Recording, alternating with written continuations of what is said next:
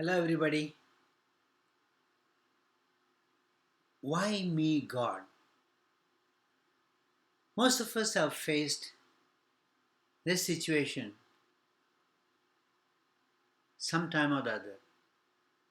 I'm just going to give you 5 seconds to think.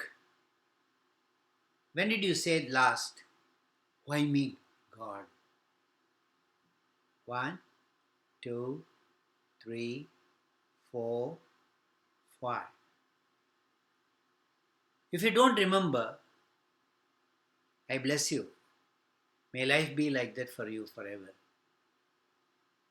But there could be many people who had some situation in which it's why me, God. It actually happens on the situations when we really face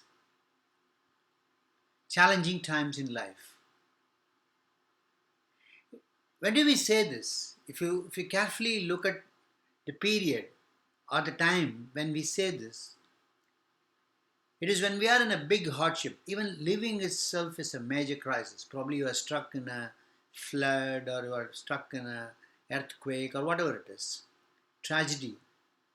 There could be an unimaginable tragedy that has occurred, and that is quite unbearable.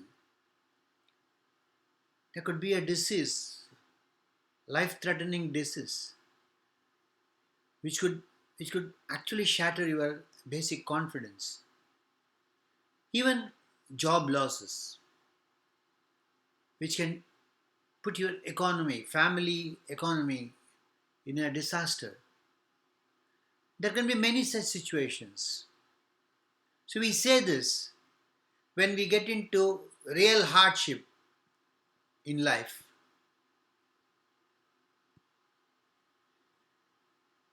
One of the classic story of why me and how to handle this is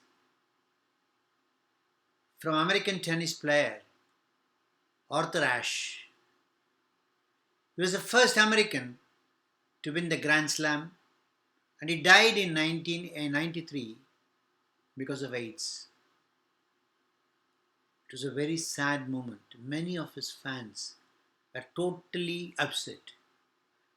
A lot of people were talking about this is actually the big talking news at that point of time. He was asked the same question.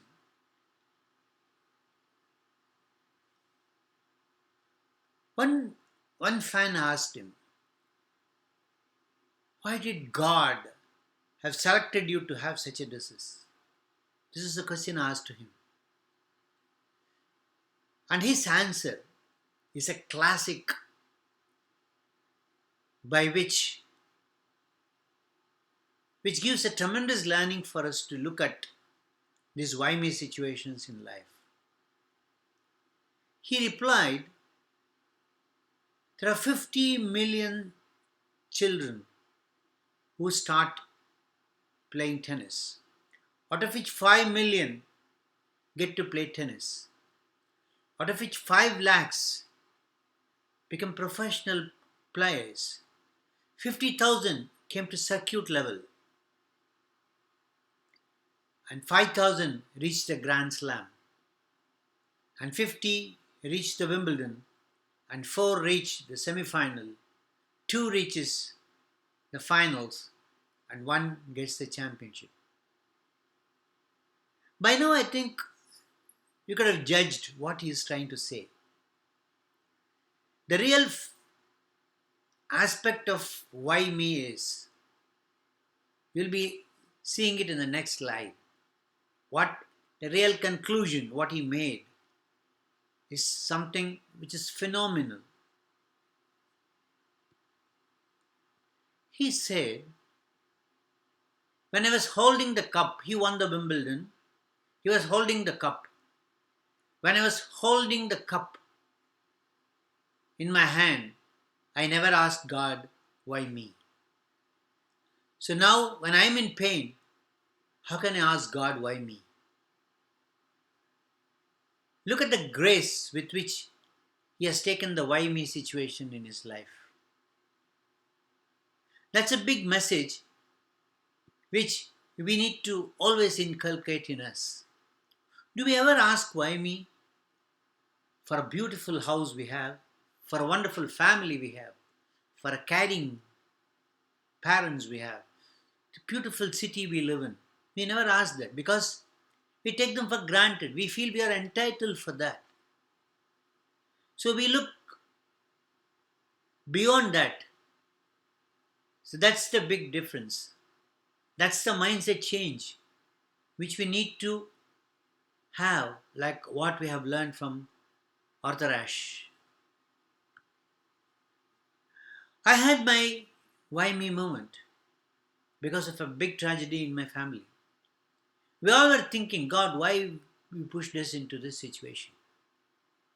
It happened in 2004, June 2004. Because we thought this kind of severe tragedy happened selectively for us. Why this has happened for us? In the same year, December 2004, there is a big tsunami, and we saw thousands and thousands of people dying. We saw the entire families wiped off. We saw children without parents. And that's the time we realized suffering is universal. One way or the other, it comes into our lives. Life is a combination of both joyful moments and sufferings. So it's the equanimity is something what we need to have in the mind to really handle such situations. We are not satisfied with our lives. But look at it. Many people in this world are dreaming of living our life. The person who is living in a small, in fact, there was a photograph I saw recently. A person was living in a water pipe, big water pipe. The family was living there. What he would be imagining? He would be imagining, oh, if I live like this man, I would be the happiest person. Gandhiji said once, I was worrying for not having chapel until I saw the person without legs. So there are many people in this world who are actually have almost half of or even negligent amount of what we have. So we need to really think we are blessed people. If you look at the basic laws of life, this is how it goes. There are various kinds of situations we face. We face happiness, which keeps us very sweet. When we are happy, we are the sweetest. Trials keeps us strong. When you go through the trial, we become tough in life. And that's a big bonus of a trial. That's a learning from a trial. Sorrows keeps you human. You remember, you know the value of people. You know the value of relatives. You know the value of friends. Failures make us humble. Anybody can fail. Anybody can fail. But it makes us really, really humble. People who were thought that they are beyond all these things have failed in life. Success keep us glowing. If we succeed in what we do, we are bright. We enjoy. It shows in our face. With all these things happening in life, I think everyone will have some measure of this throughout their life. It's the faith that keeps us moving. So, dear friends, the learnings of this is let's live simply, let's be happy, walk humbly, and love genuinely. That's the message. So when we have, God forbidden, if we get into this whiny situation, These things should come to our mind and make us a different person in handling that situation. This is Narsimhan signing off. All the best to you.